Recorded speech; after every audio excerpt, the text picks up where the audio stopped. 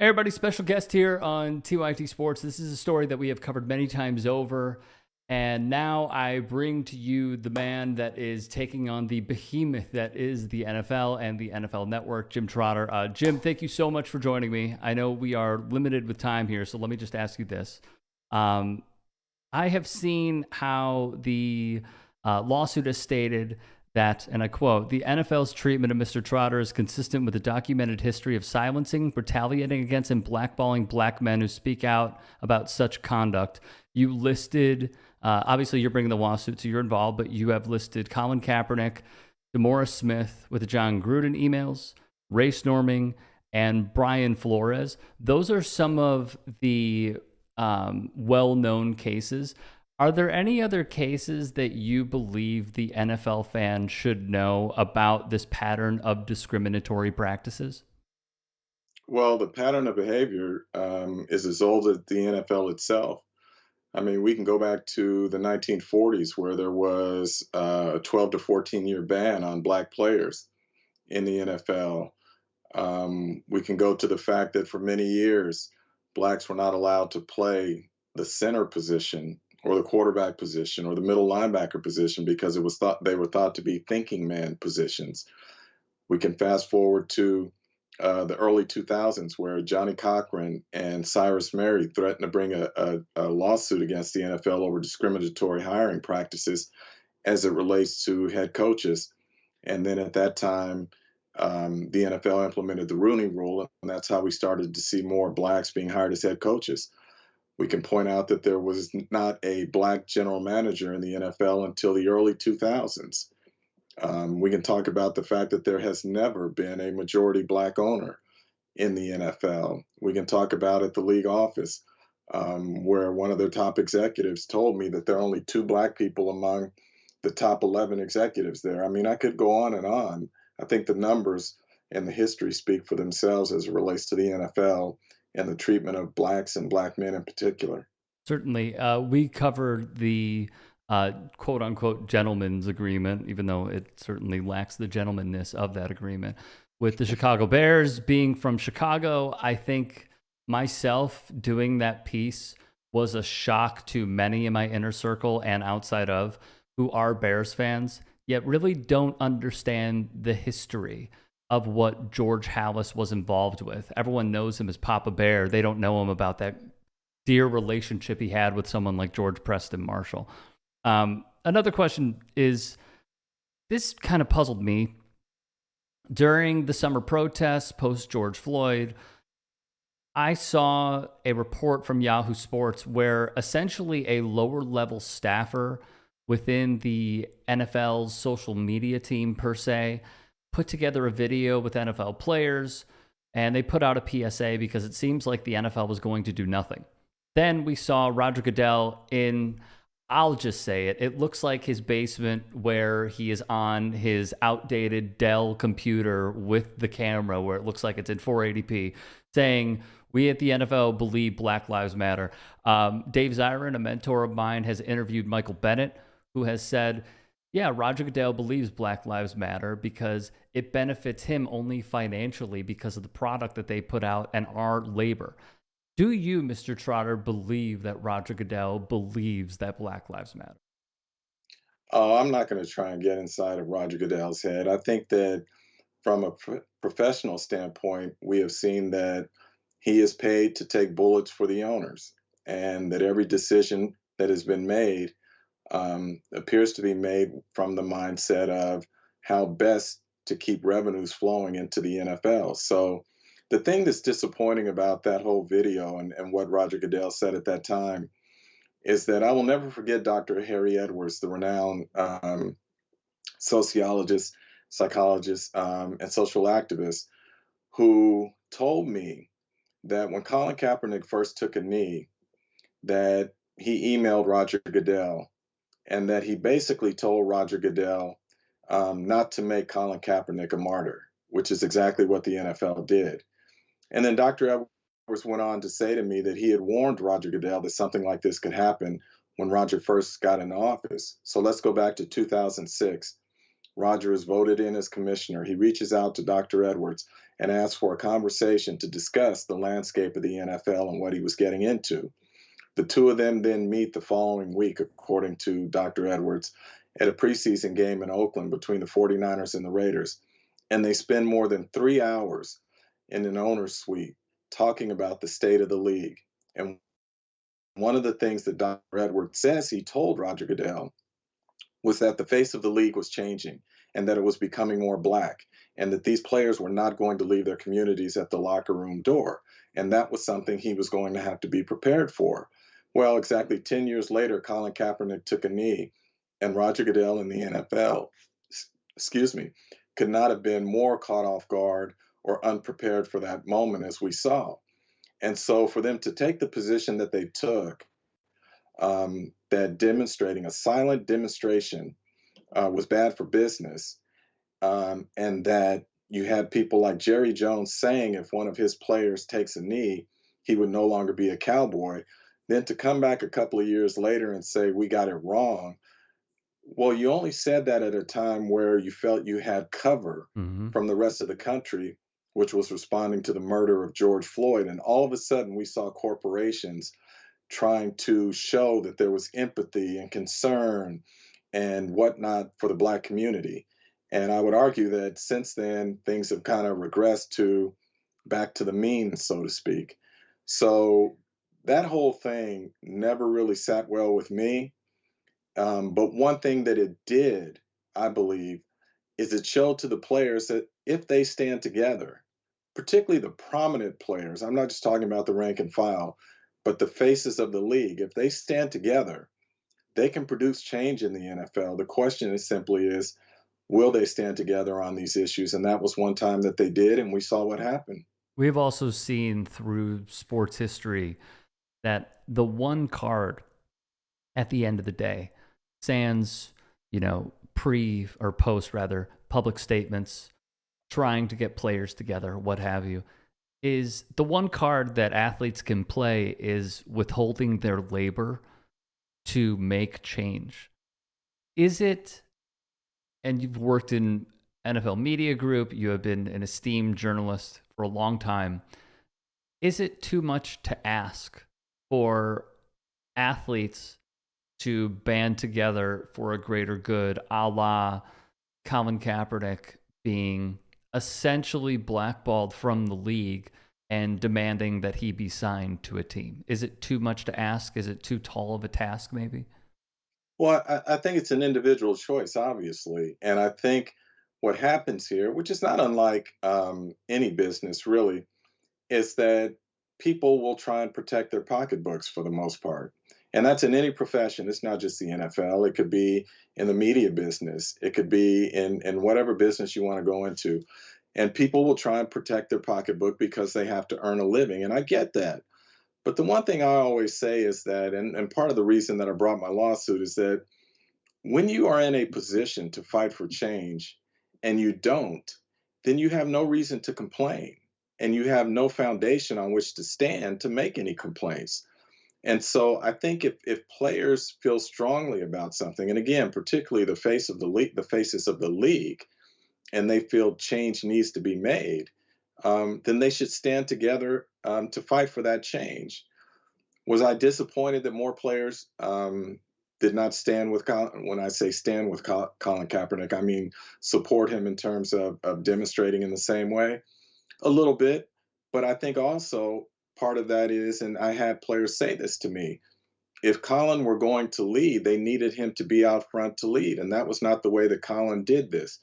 Colin was more on his own in terms of doing things the way that he wanted to do it. And he didn't ask people to follow him in that way. In fact, players who spoke to him told me that when they asked him, what do you want us to do? He would not give them direction in terms of taking some sort of action. He would simply thank them for their support. So, again, getting back to your point, players have that power if they so choose to use it. Unfortunately, and I say unfortunately, many of them choose not to use it because it ultimately could affect their pocketbook. But I also believe this, Rick, that there is rarely progress without sacrifice.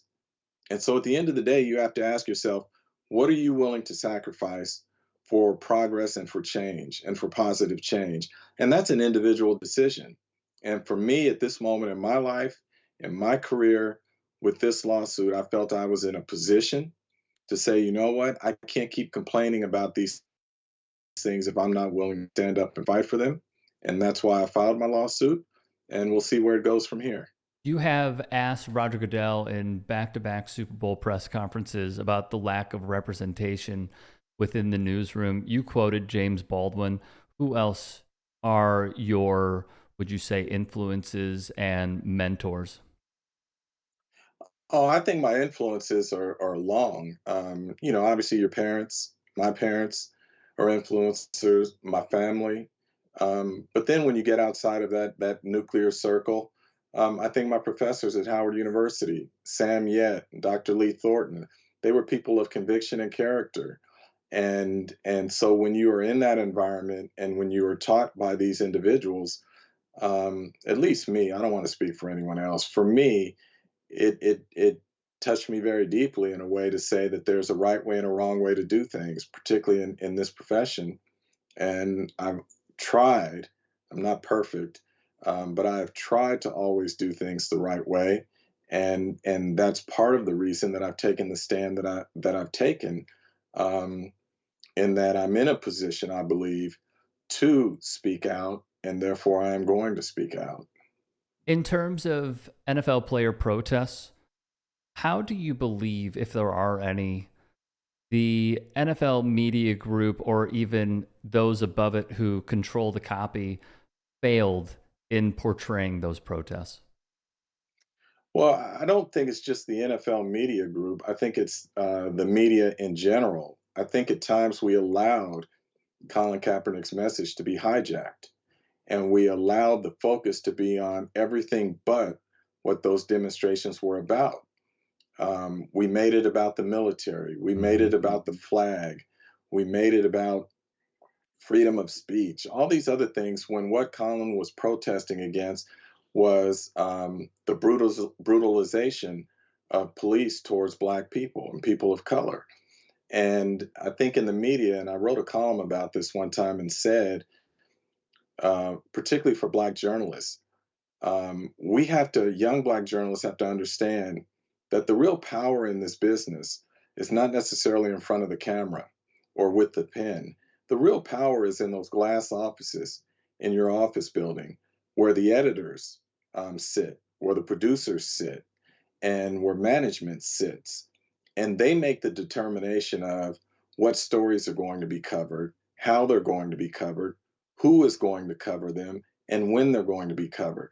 That's the real power in terms of shaping a narrative. And so I think it is incumbent upon us, meaning Black journalists, to think about getting into those positions, even more than getting in front of a camera or having the power of the pen. And I put myself in that class too. When I came out of college, um, there's this ego gratification of seeing your name in print or seeing yourself on TV, and it can be intoxicating. Mhm. And ultimately, what you realize as you get older, or what I realized as I got older, is that that really wasn't where the power was, and that the power was with the people who I had to go to and say, "This is what I want to write," and they had to sign off on it.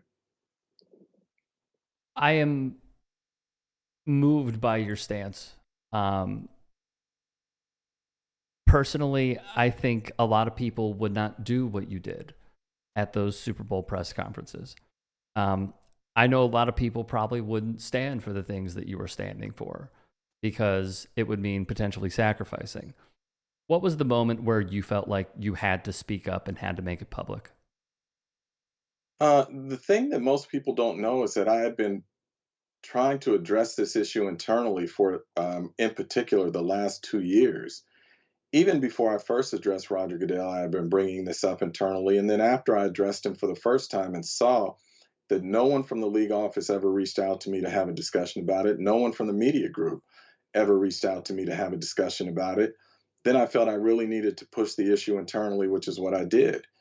And so there are instances, and we will get into all of this in trial and whatnot, where I challenge the leadership internally to do better and be better, and to not be hypocritical and say that we are making progress as it relates to DEI, and yet the data doesn't reflect that. So the final straw for me, where I really started to push it, was during the pandemic when we had the Zoom call.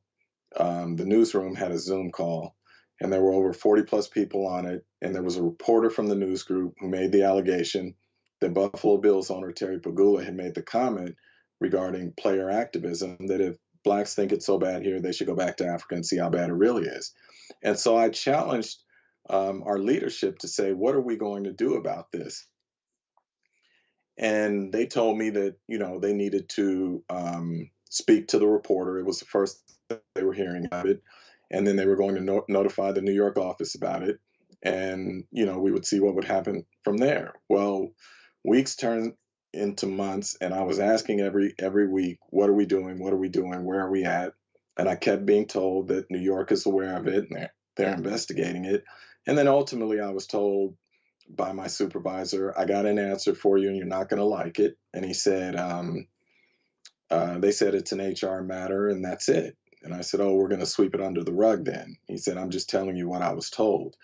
So that was when I really was like, whoa, wait a minute, what's going on here? This is even worse than what I could imagine. And then the emails came out from John Gruden to Bruce Allen, and the language that was used to talk about DeMaurice Smith, a black man, referring to him as having Michelin lips. And I'm thinking, how is it that John Gruden would feel so comfortable talking to a club president who is one step beneath an owner to use language like that and whatnot, how it speaks to the culture within the NFL? And so I said to them, I want to go on air. That day I was going to be on air to talk about these Gruden emails. And I said, I want to talk about a story that Jerry Jones, what he said to me at the Hall of Fame game, where I had pressed him on why owners have such a hard time hiring black people into decision-making positions. And ultimately, he said to me, if blacks feel some kind of way, they should buy their own team and hire who they want to hire. And then I was told not to say it on air. And that, along with Terry Pagula, um, was the breaking point for me, where I said, we can't keep covering these things up. And I pushed even harder. Um, and ultimately, it led to me asking the commissioner again about how a year later, after me bringing these issues to his attention, nothing had changed. And so the basis of my lawsuit is you have to go back to November of 2022. And I knew I had been ruffling some feathers by asking these questions. And I had my agent reach out to the VP of talent, Sandy Nunes, and say, hey, Jim's contract's coming up in March. Where are we at? Because my thing was, hey, if they're not going to bring me back, let me start getting ready to look for a new job. And we were told, no, there's no reason to think he won't be brought back. Everyone loves him. He's got supporters in New York and LA. What does he want to do? And then there was the caveat, but it might come with a pay trim because we're having budget cuts. So that's November of 2022. Let's fast forward to the Super Bowl. I asked Roger Goodell that question again. 3 weeks later, this same VP asked to meet with me. And after an hour of small talk, I'm then asked, are you in alignment with the newsroom? To which I said, of course not. I can't be in alignment with a newsroom that has no black representation. And then I was told, well, it's tough to fight corporate headwinds. Sometimes you got to compromise. And I said, I feel like I've compromised an awful lot, but I'm not going to compromise my integrity. I said, I want to be clear here. Are you now saying my contract's not being renewed? And I was told, we don't know. It's being discussed. 3 weeks later, it wasn't renewed. So what changed between November of 2022, when they knew there were going to be budget cuts, but we were told there's no reason to think Jim won't be brought back, to now he's not being brought back? What changed between November of 2022 and March of 2023, other than me again pressing the commissioner on this issue? That is certainly the question that we hope to have an answer to. I want to piggyback off your Pagula comments here because I remember on Roland Martin's show, he played a clip from Eric Reed when he was in those meetings early on, of course, with the Players Coalition. And he said his quote in summary was Terry Pagula made a comment about how he's losing sponsors with his hockey team because he also owns the Buffalo Sabres. He also overheard one of the governors rather, saying that they needed a black face in order to help their cause. Eric Reed then connected the dots and said that Malcolm Jenkins, the former safety, stopped protesting, and there was a donation made to his charity. There were other charities that received donations as well. Was that the person that they needed, as Malcolm gave many interviews there after that, or was there potentially someone else that we are not seeing that Eric could have been talking about? In terms of who made that comment about needing a black face to be the front of this thing, Yes. I believe it was on tape. Someone recorded it. And so it has been said or reported that it was Terry Pagula who said it. Mm-hmm.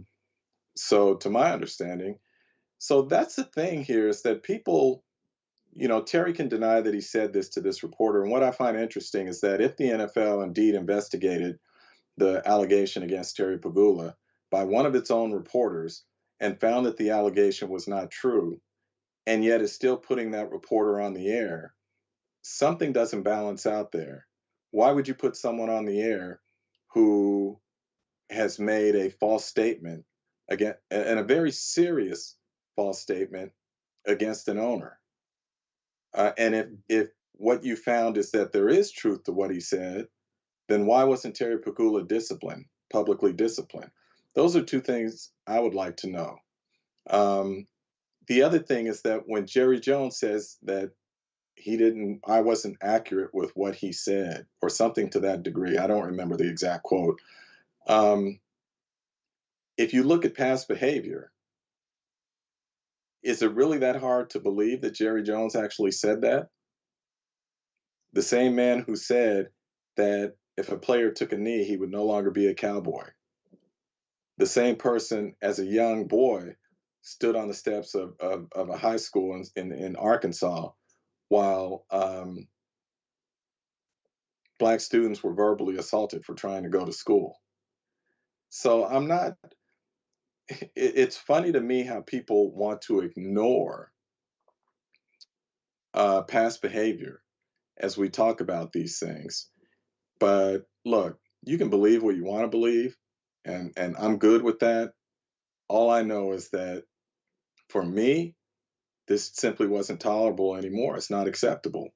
And if the NFL really wanted to make change, Rick, it is not that hard for Roger Goodell or Dacia Smith, who's the head PR or HR person, to say, you know what? We may have a hiring freeze, but we can move positions around.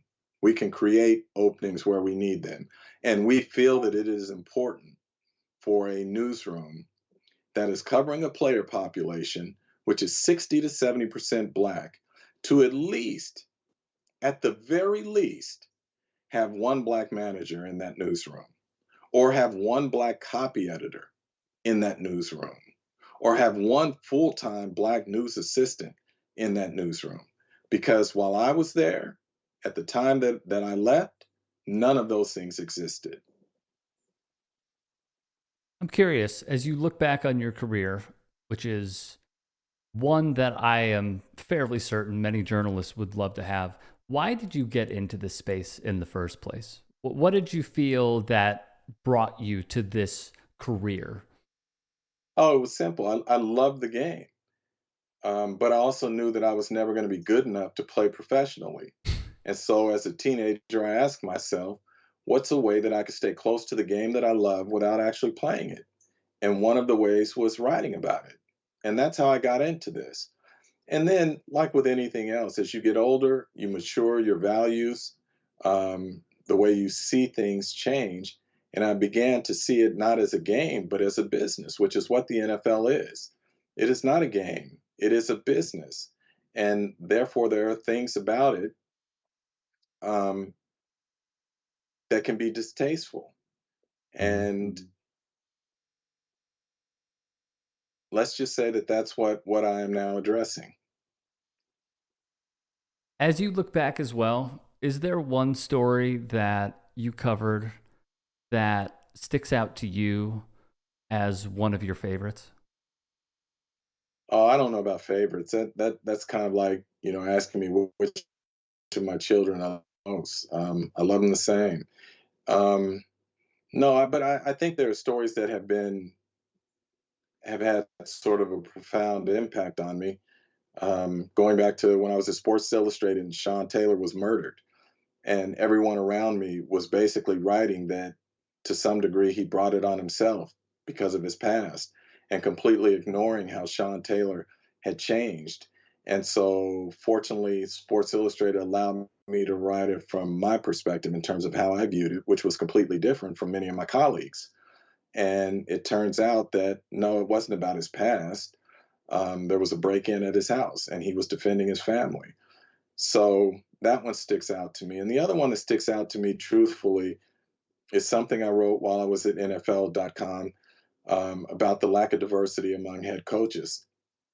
And two men that I talked to in particular, Jimmy Ray, a longtime assistant coach in the NFL who does consulting work for the NFL now, and Clarence Shellman, a longtime coach in the NFL who left the game because it was messing with his head that he had reached the highest level, one step below becoming a head coach. And people that he had trained or worked with were getting interviews for head coaching positions, and he could not get one. And so he walked away from the game because he said it was emasculating. Now, imagine a black man using that word to describe his experience in the NFL.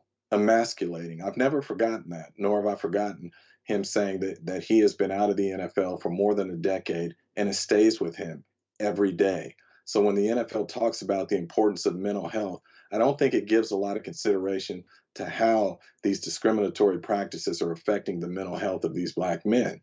The other thing about Jimmy Ray that he said to me, and I remember doing this story back when Byron Leftwich and Eric Bieniemy were the offensive coordinators in the Super Bowl.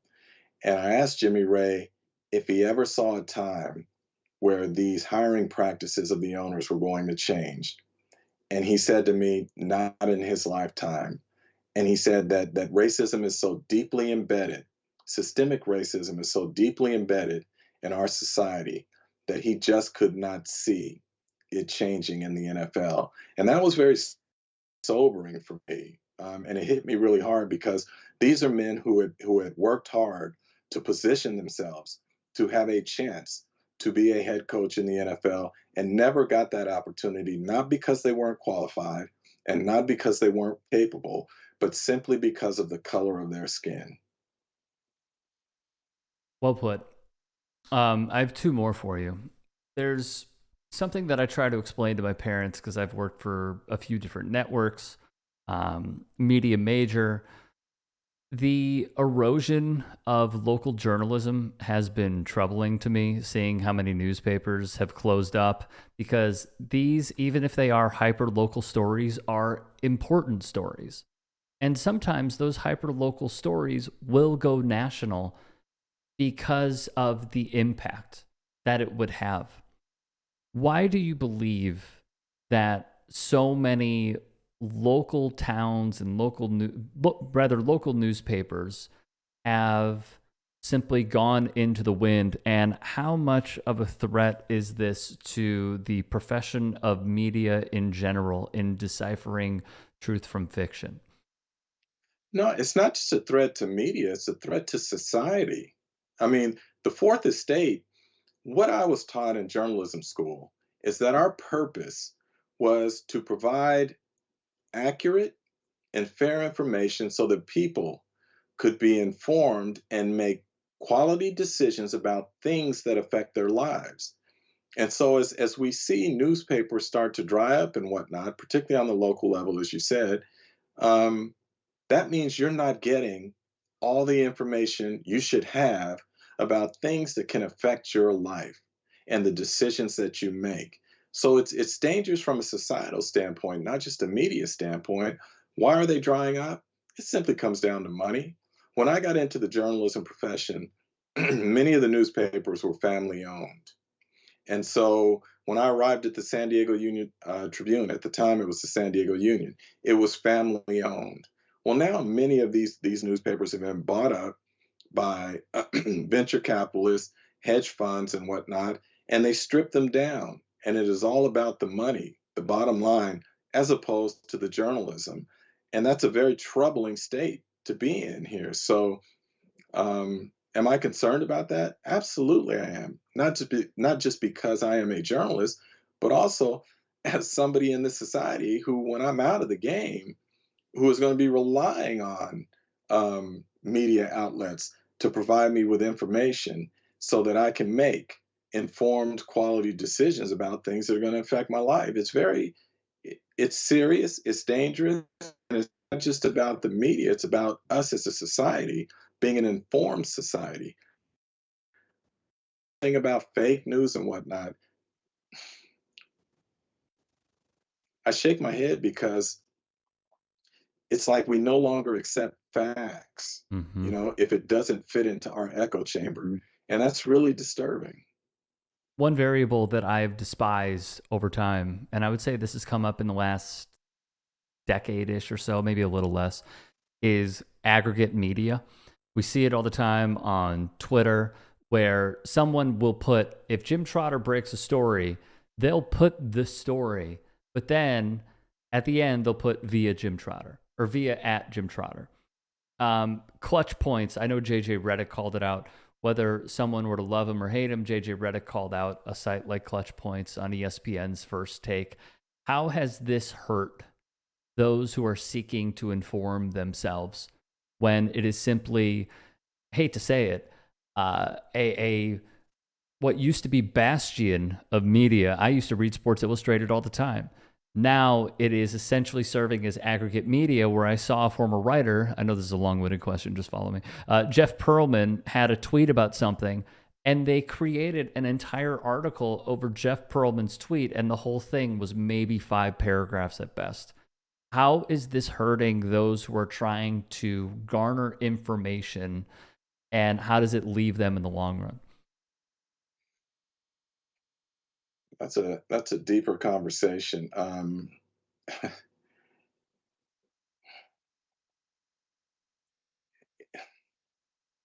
We saw this. I'll tell you where I first noticed it was when I was covering the San Diego Chargers, and Pro Football Talk was really getting going, and it would take um, stories that beat reporters had written. It would opine on them, but within within the frame of opining on it, it would mention who wrote the story, right? And I thought, number one, um, I thought it was wrong because it's taking away from the original author of that piece. And then number two, it was acting as if it knew more than the person whose boots were on the ground. Now, Pro Football Talk has since developed into where, Mike Florio and others do their own reporting as well. And they will break their own stories as well. So I'm talking about in its infancy. Um, and I remember being disturbed by that. And really, again, we talked about how the media game has changed. What these venture capitalists and others have realized is it's about the bottom line. So I can take a group of reporters here and do an investigative piece that wins a Pulitzer Prize. And over here, I can have some kids right out of college or still in college doing rankings of the 10 hottest wives in the NFL. And the 10 hottest wives in the NFL, the clicks are going to far outnumber the investigative Pulitzer Prize winning piece. That's just the society we live in today. And so, strictly from a business standpoint, from a dollars and cents standpoint, people who don't care about journalism say, here's where the money is over here with the 10 hottest wives. I don't have to pay these college kids very much or these recent graduates very much. I don't even have to do benefits and all that. They can be part time employees. I save myself a lot of money, and yet I get more eyeballs, which means I can get more money from advertising and whatnot. And that's the state of our game right now. And until we as a society say that is not what we want, see, we want to blame those who are doing it. And I say ultimately the blame is with us, the consumer. That's right. Because if we say that's not what we want, they'll stop doing it. But that's not what we've done, that we're not doing that. And so ultimately, I think we have to look in the mirror and say that we are culpable in this as well. Do you think the public will have that reckoning? No, Well, I don't. I hope for a better future. And I do know that without the journalists on the ground that are breaking these stories and working their tails off, those aggregate sites simply would not exist. So to wrap this up, Jim, let me just say I really appreciate your time. I appreciate your wisdom, and I wish you the best of luck in your lawsuit. And not just that, let me close this out by saying you promised that you were going to bring different stories with The Athletic. You have delivered thus far, and I'm very appreciative. So thank you very much for your time, and the best of luck to you. You know, Rick, I appreciate that, but I'll say this to you. And this goes to the point that we finished on. So I said I wanted to bring other stories, more diverse stories to The Athletic, correct? Mm-hmm. The thing is, if you go and you check the metrics, when I write about, let's say, WNBA, or I write about the diversifying of golf, or something to that effect, the readership numbers are not strong. But let me go off and write about Deion Sanders, or let me write about Mel Tucker, or one of those type things. And now the numbers go through the roof. So that's why I say, as consumers, we're culpable in this because we say we want more diverse stories. Women's athletics matter, those sorts of things. And yet, when I write about them, the numbers aren't as great as something as silly as, Deion Sanders going off on a media member for not believing in Colorado, right? Mm-hmm. Mm-hmm. So again, we have to look in the mirror and say, and there's going to come a point, I believe, don't know this, but I believe this, where the Athletic will say, you know what? We're just not getting enough bang for our buck writing about those things. So we're not going to. It is not there now. It will tell you, and it has told me that it is committed to telling these stories, but maybe it's the pessimist in me. But what I've seen in this business so far is that ultimately the bottom line always wins out. Unfortunately, that is true. I'll just add on to that very quickly before I let you go. I have covered stories that I feel like are important. I've interviewed people that I feel like are important and have stories to tell. And sadly, the viewership doesn't match what I feel is vital. Absolutely. It is, to be fully transparent, it pisses me off. It gets to me a lot because and I know you feel like this, when you are putting so much into something that is, for lack of a better word, good. It is pure and strong and good. And then, because I have the numbers, I can go in YouTube Video Manager, I can go in Facebook Video Manager, yada, yada. I see them. And to see stuff that I know would resonate with more people, but it just falls flat on its face, doesn't get the amount of views. It's disheartening, to say the least. And I don't necessarily know if it requires more cross promotion. I don't know if it requires me, editing a really cool, hip, trendy, we're going to wipe everything, quotes on screens, text on screens, promo videos. I'm still trying to figure that out. But I do relate that it just gets to me when I know that I'm putting so much into this piece and it gets the minimal amount of what I view as, it's not views, I view it as respect. And I don't get that. No, my attitude is, look, and I've told my editor this. There are columns I'm going to write for me, right? Mm-hmm. I know the metrics won't be strong, but I feel they're important that the stories be told. And then there'll be the other columns that balance that out. The talkers that that people want to read about and whatnot. You know, whether it's Jim Harbaugh now or whether it's Deion Sanders. And I'm not writing about the NFL at the moment, so I can't speak to that.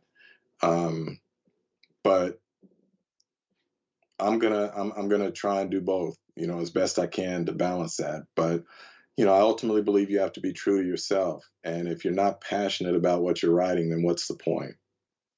Amen to that. Jim, thank you so much. Really appreciate the time. All right, Rick, thanks for having me. Thank you.